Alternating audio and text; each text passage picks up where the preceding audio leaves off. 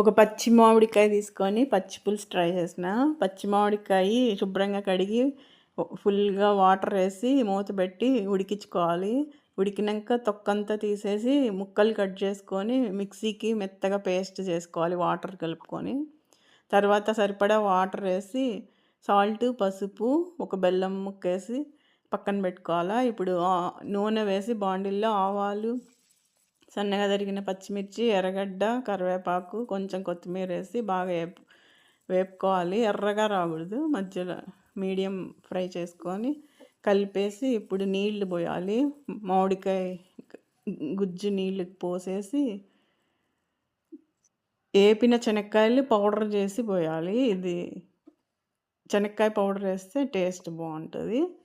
ఈ పచ్చి పులుసు స్పెషాలిటీ శనక్కాయల పొడి. ఇప్పుడు బాగా ఉడికించుకొని ఒక 5 నిమిషాలు ఇప్పుడు బాగా ఉడికించి స్టవ్ ఆఫ్ చేసి సర్వ్ చేసుకుంటే పచ్చి పులుసు బాగుంటుంది పులగము రైస్లోకి. నచ్చితే లైక్ చేయండి, షేర్ చేయండి, సబ్స్క్రైబ్ చేయండి. Thanks for watching. బాయ్.